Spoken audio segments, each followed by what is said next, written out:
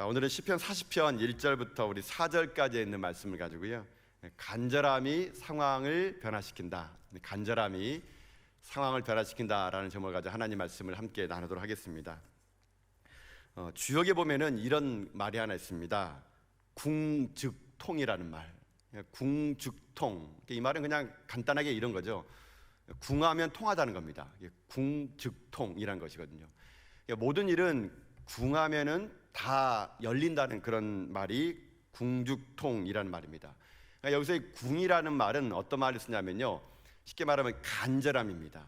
어떤 사람이 간절하게 되면은 반드시 그 일은 연결되어 있고, 그리고 그 일을 이룰 수 있다라는 거죠.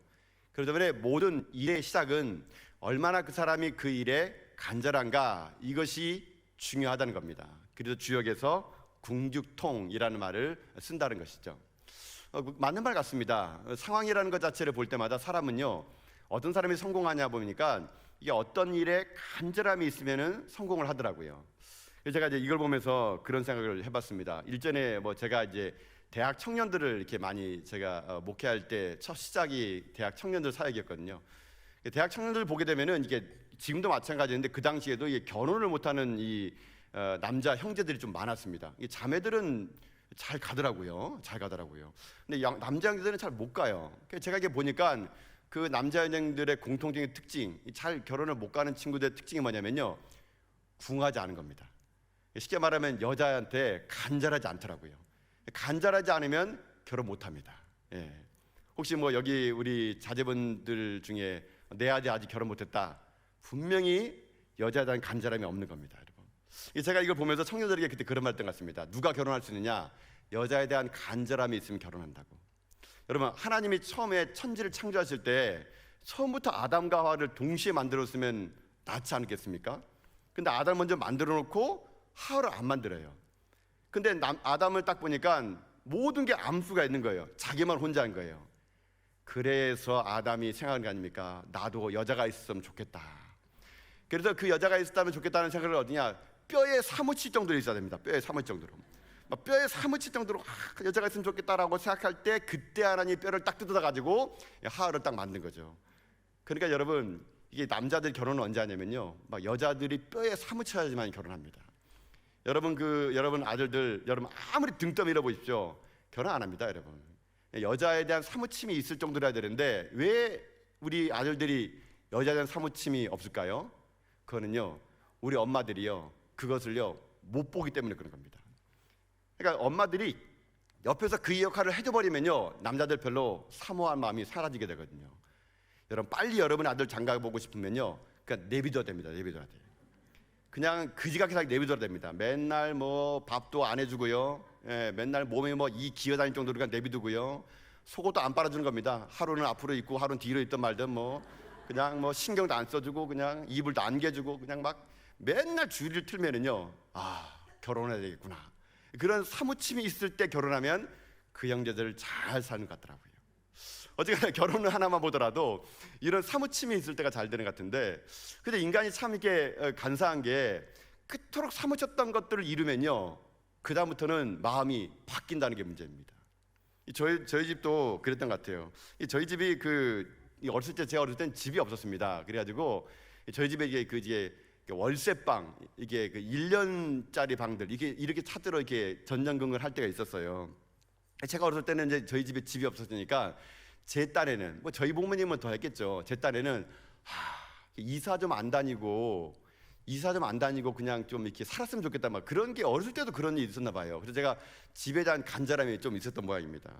그래서 저희 어머니가 이제는 이사할 때쯤 되게 되면은 집 구하러 가요. 집 구하러 가게 되면은, 지금은 잘 모르겠지만 옛날에는요, 집 구할 때 애 많이 딸린 집은요, 집을 안 줬어요, 잘요. 저희 집이 넷이거든요. 저희 어머니가 아버지가 한 6명, 6식구 산다 그러면 괜히 집주인들이 괜히 집 줬다가 애들 꼬맹이들 있으면 집 이럴까봐 먼저 물어보는 게, 애가 몇이에요? 이거 물어본대요.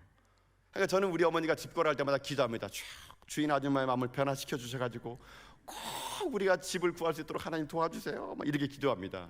그럴 때마다 저희 어머님은 이렇게 합니다. 너만 조용하면 오래 살아. 너만 조용하면 오래 살아. 뭐 이렇게 말한 적이 있는데, 그러다가 우여곡절 끝에 집을 이제 저희들이 장만합니다. 제 부모님이 첫 집을 사놨을 때 참 그 감격을 잊혀지지가 않는 것 같아요. 우리 집이라는 거, 이제 집주인 눈치 안 보고 우리 집에 우리가 못 박을 수 있고 막 이것이 너무 기쁜 거예요. 제 어렸을 때 기억 속에 첫 번째 집을 사가지고 그 아파트에 입주할 때 참 그 기분이 참 이렇게 뭉클했던 기억이 납니다. 집에 대한 간절함. 저는 어렸을 때 제가 그런 마음이 있었던 것 같아요. 그래도 그런 마음을 있었는데 어느 순간부터 그 간절함이 사라집니까? 이 집에 들어오고 나서 이제는 집이 얻었기 때문에 그 간절함이 사라지더라고요. 그래 때로는 하나님이 우리에게 부족함을 주는 건요, 이 간절함을 통해서 또 하나님을 깊이 경험할 수 있고, 이 간절함 때문에 하나님 만나셨다면 때로는 하나님이요 그 간절함의 시간을 우리에게 주지 않는가, 그런 생각을 해보게 된다는 것입니다. 여러분은 지금 어떤 거에 간절함이 있습니까? 어떤 간절함을 가지고 오늘 이 예배를 찾아오셨습니까? 간절함에 있는 신앙은요, 하나님 앞에서 그것이 응답될 때까지 하나님을 찾는 그런 신앙이 됩니다. 그것을요 성경에서는요 또 이렇게도 표현했습니다. 여러분 시편 42편 1절과 2절 말씀인데요, 우리 자막에 준비되어 있는데 한번 요 1절과 2절 말씀을 한번 읽어보도록 하겠습니다. 같이 읽겠습니다. 시작. 하나님이여 사슴이 시냇물을 찾기에 갈급함 같이 내 영혼이 주를 찾기에 갈급하나이다. 내 영혼이 하나님 곧 살아계시는 하나님을 갈망하나니 내가 어느 때에 나아가서 하나님의 얼굴을 배울까. 오늘 시편의 저자가 보니까 이게 하나님 찾기를 갈급하는데요, 사슴이 시냇물을 찾기를 갈급한 저는 갈급한데요. 근데 여기 사슴은요, 여러분들이 중동의 상황을 좀 봐야 되는데, 이 사슴은 그냥 지금 뭐 시냇물 못 찾으면 뭐 삼다도 시켜 먹으면 되지 뭐 이게 아닙니다, 여러분요. 이 사슴은 지금 시냇물을 못 찾으면은 죽음의 단계에 오른 거예요. 그러니까 사슴은 시냇물 찾으면 살고 못 찾으면 죽는 거예요. 그런 갈급함을 보면서 시인이 내 영혼도 그렇게 하나님을 저렇게 갈급하는 삶을 살기를 원한다라고 고백했는데, 그 이유는요 3절 때문에 그런 겁니다. 3절 때문에.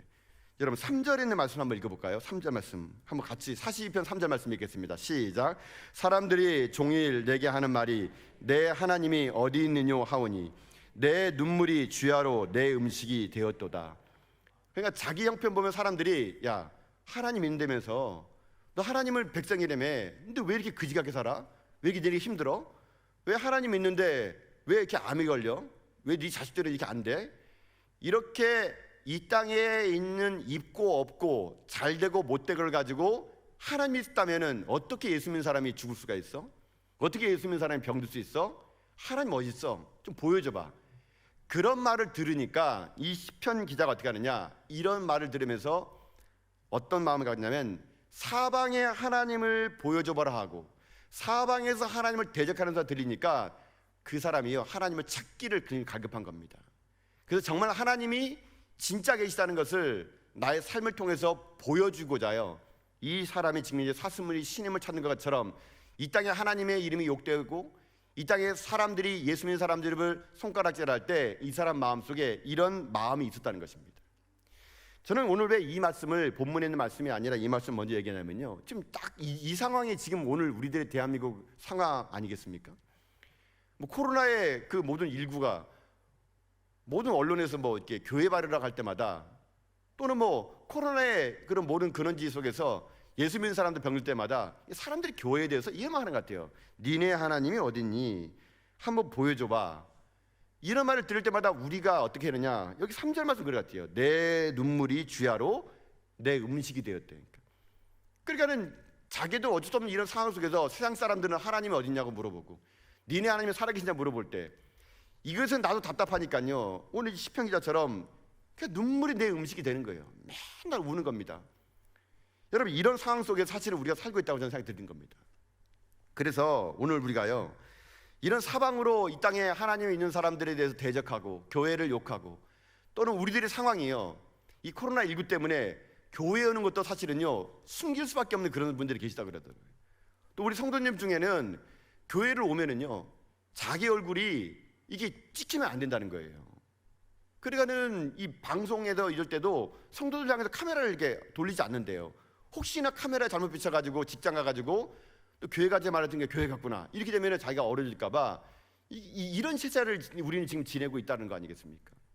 이럴 때 사방에서 우리를 조롱하고 때로는 하나님이 어디냐고 말하는 이 시대 속에서 우리가 할 일은 뭐냐면요, 그들에게 일일이 나가서 따지고 대적하고 설명하고 그들에게 논리적으로 하는 것이 아니라는 겁니다. 이런 시대에서 우리가 더 어떻게 했는지 아십니까?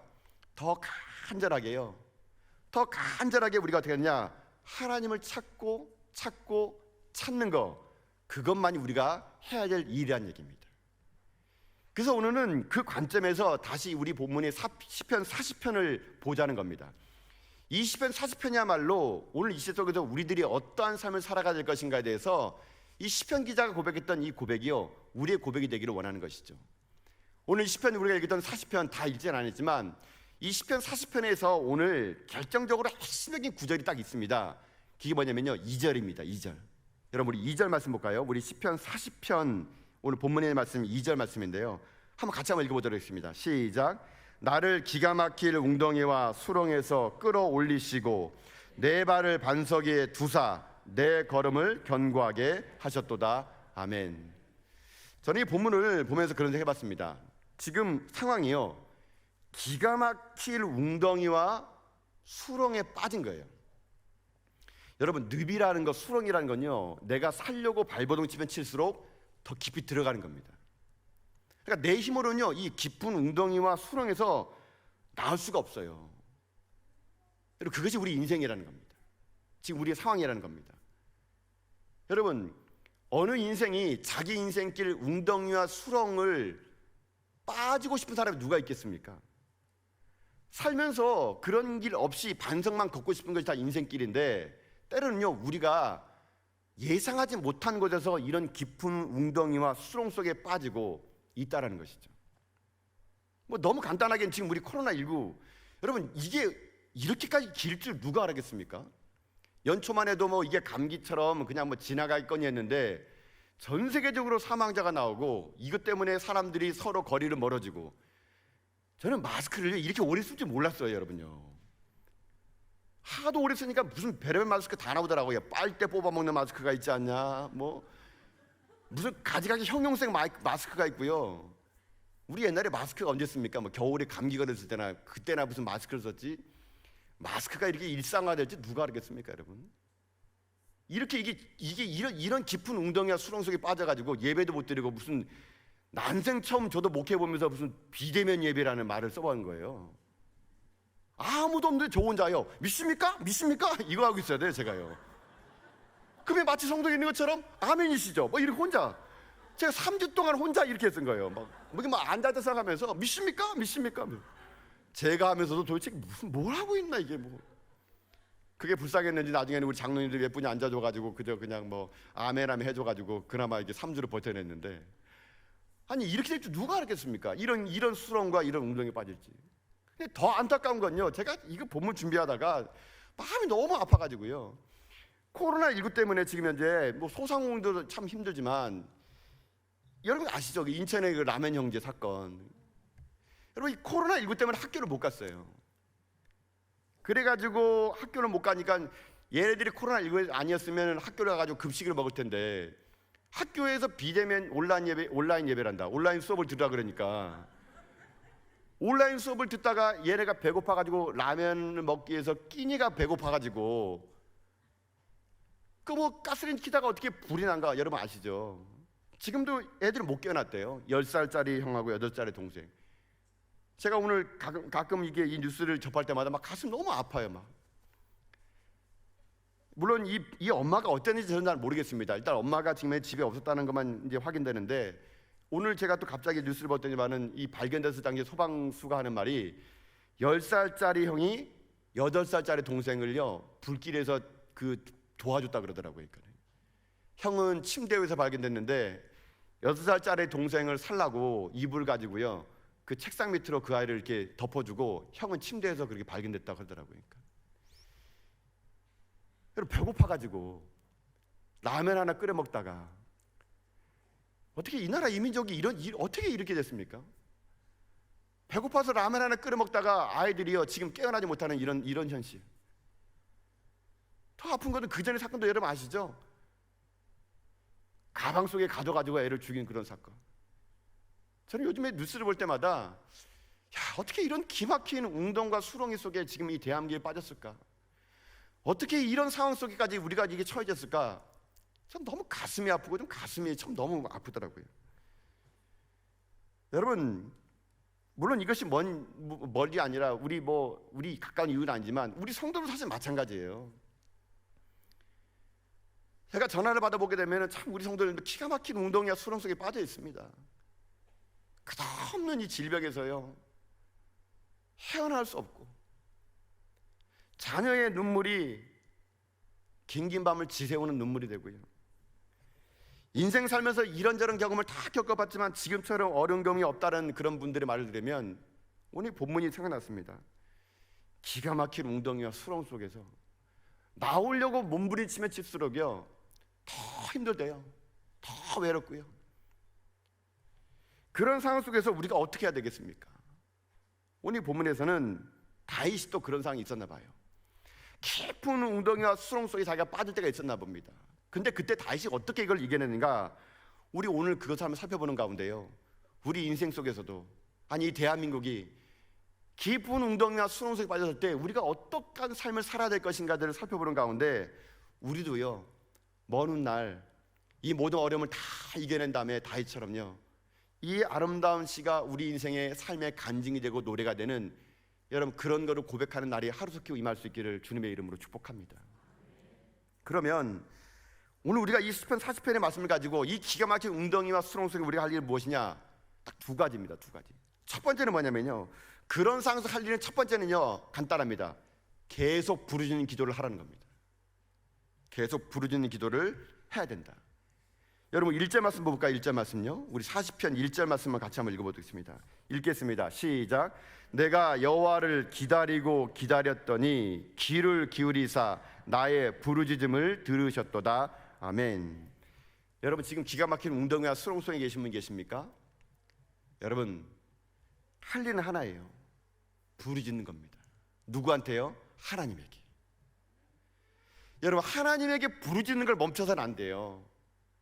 여러분 인생의 삶이 지금 현재 기가 막힌 웅덩이나 수렁 속에 있을 때 멈추지 마시고요 하나님의 이름 부르세요. 여러분 우리는 고아가 아니에요. 우리는 부를 아버지가 있어요. 우리는 부르면 우리에게 달려올 하나님이 계십니다. 잊지 말라는 얘기예요. 나는 혼자가 아니란 얘기입니다. 많은 사람들이 이런 기가 막힌 웅덩이나 수렁 속에 있으면요 하나님을 인식하지 못한다 그럽니다. 우리가 할 일은 무엇이냐면 결코 우리는 혼자가 아니기 때문에요 그 하나님을 부르짖고 부르짖으면 오늘 본문에 있는 말씀처럼 기다리고 기다리세요. 그러면 하나님이요 귀를 기울여 주신대요. 그리고 나의 부르짖음을 들으신대요. 저는 이런 부르짖음 속에 하나님의 응답이 여러분 인생 가운데 임할 수 있기를 주님의 이름으로 축복합니다. 아버지가 있다는 것은 내가요 어떤 인생을 살아가는 데 나의 삶의 자세예요. 여러분의 자녀들은 여러분의 아버지를 어떻게 보고 있습니까? 저는 일전에 제 아이들 통해서 제가 얘네 아빠구나라는 것을 느낀 적이 있는데요, 제 아이들은 저를 참 자랑스럽게 생각합니다. 자랑이지만 그렇게 생각합니다. 저희 아이들이 저를 어떻게 자랑스럽게 여기냐면요 이렇게 얘기하더라고요. 집에 물건이 하나 고장나지 않습니까? 그러면 저희 아이들은요 저를 신 같은 존재를 알아요. 아빠가 오면 다 고쳐가는 겁니다. 그래서 제가 집에 딱 들어가면 우리 아이들이 어렸을 때 와가지고 아빠 이거 고장났어요 고쳐주세요 하면은 제가 봐도 심상치 않아요. 이거 어떻게 고치나? 근데 또 아빠라는 이름으로 말하면 어떻게 합니까? 고쳐냅니다. 고쳐내면 그때부터 저는 그 아이들에게 신과 같은 존재가 됩니다. 우러러보고 경배하며 찬양하며 그런 존재가 되더라고요. 그러니까 그럴 때마다 참 뿌듯해요. 얘가 나를 아빠로 인정해 주는구나. 나를 아빠로 인정해 주는 거예요. 또 한 번은 또 이런 일이 있었습니다. 제가 이제 그 부재에서 이제 있지 않았었는데 저희 일전 있는 교회에서 사택에서 이렇게 고기를 구워 먹을 수 있었나 봐요. 저는 이제 바빠가지고 그날 고기를 못 먹었는데 다른 목사님이 이제 고기를 구워줘가지고 우리 아이들을 나눠줬나 봐요. 근데 고기가 새까맣게 탄 거예요. 그러니까 우리 아이가 딱 고기 들면은 우리 아빠는 고기 참 잘 굽는데 이렇게 해가지고 그 목사님이 그럼 니네 아빠 보고 구워라 그러라 이렇게 얘기했다 그러던데, 그걸 제가 들었을 때 우리 아들이 내가 고기를 잘 굽는 거 아는구나 이렇게 제가 생각이 들더라고요. 아빠가 언제 아빠로서 뿌듯할까요? 아이가 자기를 인정해 줄 때, 아빠로 인정해 줄 때 그때만큼 아빠가 뿌듯한 게 없습니다. 근데 한 번은요 뭐 이런 적도 있습니다. 우리 아이들이 별의별 얘기가 다 있었는데 뭐 밥 먹으러 갈 때 우리 아이들이 얘기하기를 아빠 혹시 돈 있으세요? 이렇게 물어본다거나 식당 가는데 갑자기 아빠한테 돈 있냐고 물어보게 되면 얼마나 자존심 상합니까? 아무리 그래도 목사가 가난하더라도 아들 밥 한 끼 사줄 돈은 있지 않겠습니까? 근데 우리 아이가 아빠 돈 있으세요? 혹시 나를 맡겨놓고 밥 먹는 거 아닙니까? 뭐 이렇게 아이가 얘기했다면 얼마나 아빠가 자존심 상하겠습니까? 마찬가지는 얘기예요. 여러분 힘들고 어려울 때마다 하나님 부르짖는 건요 하나님을 하나님 되게 하는 겁니다. 하나님 아버지 여러분 부르는 거 어렵습니까 여러분? 하나님은 여러분이요 100마디 말 하지 않더라도요 그냥 아버지 하게 되면요 여러분의 마음을 왜 모르겠습니까? 하나님이 기가 막힌 웅덩이와 수렁 속에서 하나님 아버지 부르면요 하나님이요 왜 안 달려오겠습니까? 여러분 이제 곧 추석이 다가오잖아요. 뭐 저는 잘 모르겠는데 여자들끼리는 그 통한다는 거 여러분 있지 않습니까? 시집간 딸이 여러분 첫 명절 돼 가지고 여러분 집에 찾아올 때 그 딸이 그 아파트 문을 탁 열고 여러분 한마디 말을 해요. 뭐라 하는지 아세요? 엄마 이렇게 하는 거. 혹시 그런 소리 들어본 적 있습니까? 시집간 딸이 첫 명절 돼 가지고 딸이 와가지고 시집 왔는 딸이 문 열고 엄마 하게 되면요 남자는 잘 모른대요. 근데 그 엄마는요 그 딸이 엄마라는 말 속에 100마디 말을 다 한대요. 얼마나 힘들었을까, 얼마나 시집살이가 어려웠을까, 얼마나 고생 많이 했을까, 객지에서 남편과 애들과 살려고 얼마나 힘들었을까. 그냥 그 딸이 엄마 하면은 여자들끼리는요 아무 말 없이 그냥 안아준대요. 남자는 잘 모른가 봐요. 네. 하여튼 이 여자들끼리만 느끼는 그 엄마라는 그 말 속에 모든 대화가 있는 것처럼 우리도 어떻습니까? 하나님 앞에서 아버지라는 이 부르짖음이 우리의 인생을요 깊은 웅덩이와 수렁에서 건져낼 수 있게 된다는 얘기거든요. 여러분 그래서 우리 가운데 어려움이 오게 되면 항상 사람은요 어떤 마음이 드냐면요 마음속에 두려움이 찾아옵니다. 두려움. 깊은 웅덩이와 수렁에 빠지면 인간에게 오는 게 두려움이거든요. 여러분 두려움을 밀쳐낼 수 있는 힘은 뭔지 아세요? 부르짖는 건데요. 그럼 이 부르짖는 기도를 언제까지 해야 되는지 아십니까? 이 두려움이 사라질 때까지 하는 거예요. 여러분이 아버지를 언제까지 불러야 되는지 아세요? 시간 정해놓고 부르는 게 아니고요 그 웅덩이와 수렁 속에 두려움 속에 있는 나에게 아버지라는 말을요 내 마음의 두려움이 사라지고 평화가 올 때까지 여러분 사실 기도는요 그때까지 하는 거예요. 시간 정해놓고 환경 바뀌어진다고 하는 게 아니라 내 안에 모든 두려움이 사라질 때까지 우리가 어떻게 하느냐 하나님만 집중하고 하나님만 기도하고 하나님과 부르짖을 때 그때 우리들이요 그 모든 두려움의 현장 속에서 승리하는 인생이 될 수 있다는 것입니다. 사랑하는 성도 여러분 잊지 마십시오. 우리에게는 아버지가 있다는 거. 부르짖는 거 그것이 여러분 이 시대에 우리가 해야 될 일이라는 것입니다.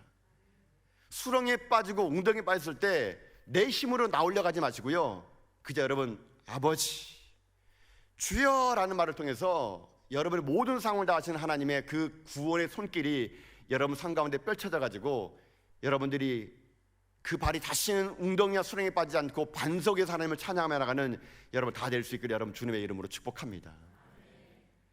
두 번째로 그러면 우리가 이 깊은 웅덩이와 수렁 속에 할 일은 뭐냐면요 두 번째는 뭐냐면요 상황을 보지 말고 자꾸 하나님을 찬양하는 겁니다. 상황을 보지 말고 자꾸 하나님을 찬양하라. 여러분 이게 뭐냐면요 3절의 말씀을 통해서 한번 보도록 합시다. 여러분 3절 말씀 볼까요? 3절요 3절입니다. 한번 읽겠습니다. 시작. 새 노래 곧 우리 하나님께 올릴 찬송을 내 입에 주셨으니 많은 사람이 보고 두려워하여 여호와를 의지하리로다. 아멘. 여러분 상황 속에 수렁과 웅덩이에 빠지게 되면요 그때 뭐 해야 되냐면요 우리들의 입술은요 자꾸만요 과거를 탓하고 하나님에 대해서 왜 하나님 나에게만 이런 일이 생깁니까? 여러분 이렇게 분노에 섞인 말을 해야 되게 됩니다. 그러면요 수렁 속에 더 빠지는 겁니다. 오늘 이 다윗은요 그렇게 했대요. 나의 삶의 수렁 속에서 한 일이 뭐냐면요 새 노래 우리 하나님께 올릴 찬송을 내 입에 주셨는데 자꾸 그것을 어떻게 하는 줄 아십니까? 선포한 거예요. 고백한 거예요. 여러분 여기서 새 노래가 뭔지 아십니까? 새 노래는요 새롭게 만드는 노래가 아니에요. 맨날 뭐 새로운 노래 부르는 게 아니고요. 새로운 영이 부르는 노래가 새 노래입니다. 새롭게 깨달아 알아간 사람이 부르는 노래가 새 노래지 새 곡이 아니란 얘기예요. 하나님은 지금 우리에게요, 그런 입술의 고백이 필요하다는 겁니다. 여러분, 기쁜 운동이나 수렁 속에 있을 때 자꾸만 우리가 할 일은 무엇이냐면요, 하나님의 위대함을 찬양하는 겁니다. 과거의 나의 인생 속에서 하나님이 나를 건져줬던 걸 기억해가지고요, 그것을 고백하는 거예요. 내 삶이 지금 이렇게 힘들고 어려울 때 내 옛적에 나를 구원해주고 나를 인도해 주신 하나님을 기억해가지고 계속 찬양하는 거예요. 여러분, 그래서 우리가 찬양 부르고 있지 않습니까? 찬송가 301장처럼 지금까지 지내온 거 주의 크신 은혜라, 한이 없는 주의 사랑 어찌 이루다 말하랴, 자나깨나 주의 손이 항상 나를 살피시니. 여러분, 이 고백은 뭔지 아세요? 지금까지 지는 것이 은혜라면요, 앞으로 뭘로 산다는 얘기입니까? 나는 은혜로 산다는 얘기예요.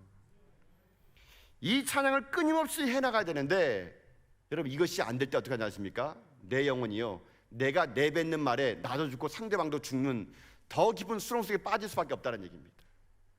지금 여러분이 수렁 속과 운동 속에 빠질 때 할 일이 뭐냐면, 자꾸만 여러분 환경을 보면서 궁시렁궁시렁해서는 안 돼요.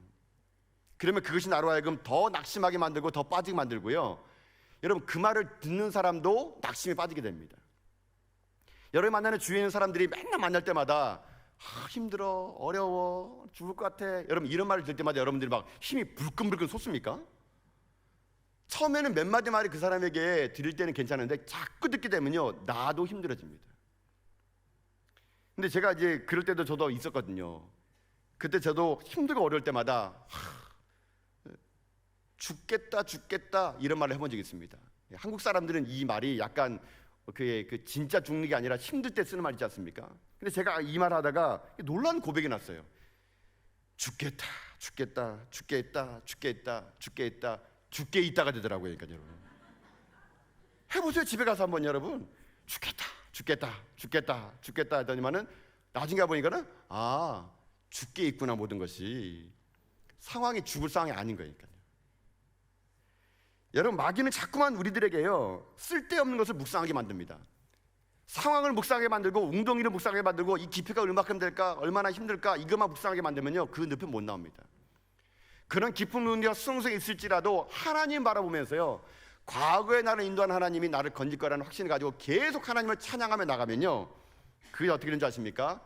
그것이 우리 가운데 수렁에서 건져주는 힘이 될 수 있다는 것입니다. 그럴 때 마지막 4절의 고백이 나오는 겁니다. 여러분 4절 고백 한번 볼까요? 4절 말씀 같이 읽겠습니다. 시작. 여호와를 의지하고 교만한 자와 거짓에 치우치진 자를 돌아보지 아니하는 자는 복이 있도다. 아멘. 이게 4절 말씀은 약간 조금 여러분 뉘앙스가 좀 해석이 어렵죠. 이 한국말 번역이 좀 잘못된 것 같아요. 제가 볼 때는요. 이 말은요, 이런 말입니다. 여호와를 의지하고 교만한 자와 거짓에 치우치는 자가 쫓는 신을 돌아보지 아니하면 복되도다라는 말입니다.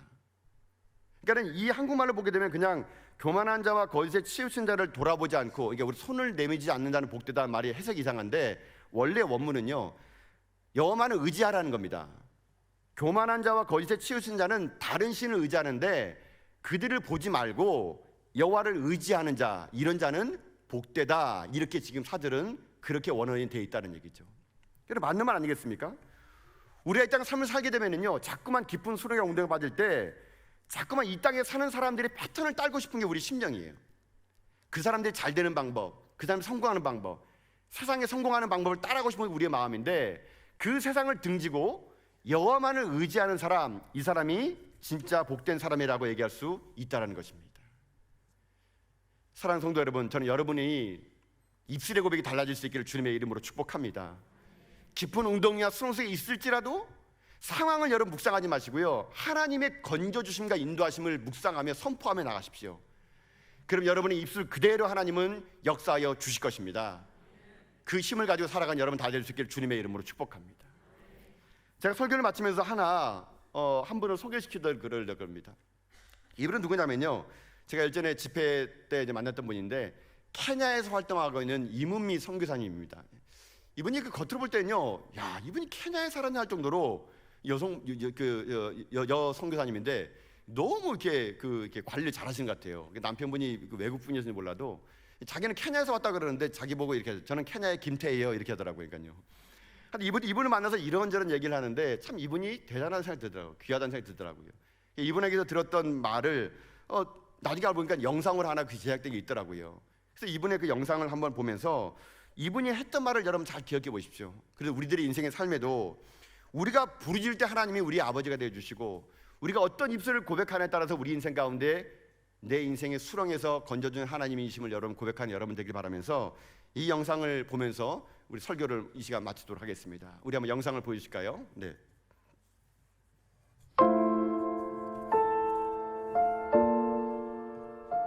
내가 살고 있는 것이 리무르, 티뷰, 티밭이에요. 내가 이렇게 걸어가잖아요. 그러면 아래에서 이 꼬마들이 나를 올려다봅니다. 우리 교회 주일학교 애들이에요. 그러니까 내가 선교사인지 알아요.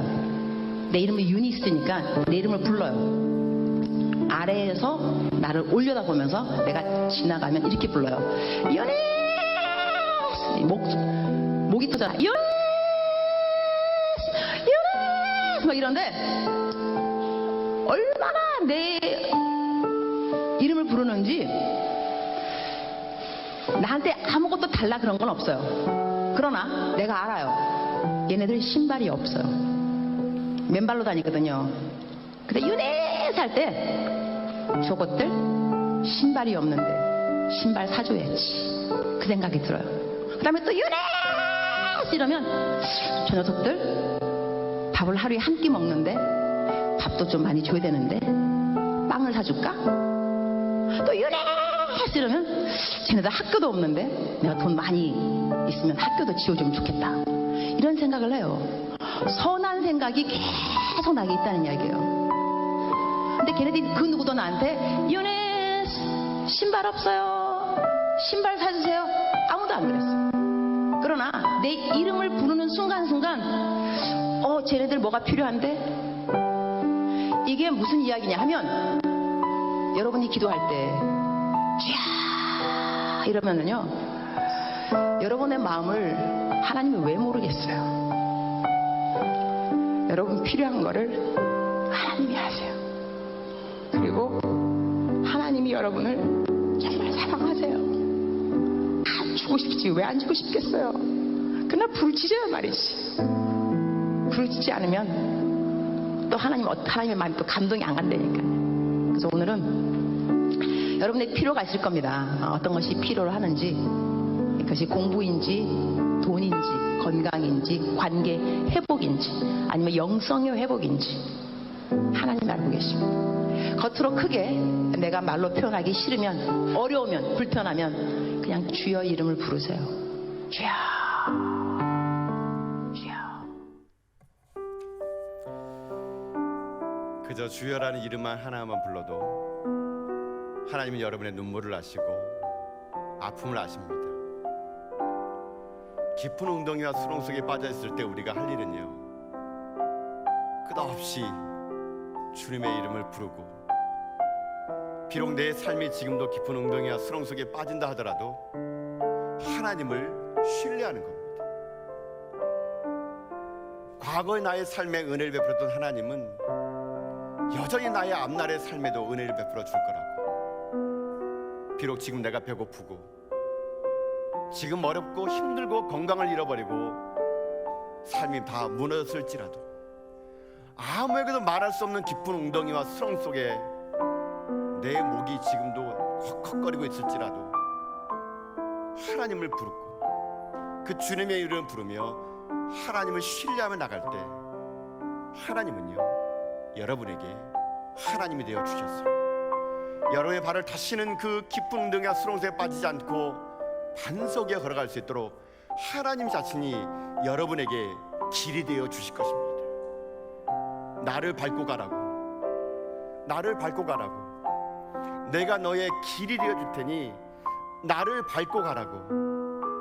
그래 다시는 깊은 웅덩이와 수렁 속에 빠지지 말고 나를 밟고 반석인 나를 밟고 인생길 울지 말고 가라고. 그렇게 하나님은 이 시간 여러분에게 말씀하고 계실 겁니다. 우리 함께 이 시간 이 찬양을 함께 할까요? 이 찬양은요, 우리가 방금 읽었던 이 시편 40편의 말씀을 가지고 그 40편의 그 시에다가 곡을 담아서 부른 찬양입니다. 오늘 우리 모두의 신앙의 간증으로 이 찬양을 부를 때 저는 하나님이 여러분 가운데 하나님으로 나타나는 그런 은혜가 임하기를 소망합니다.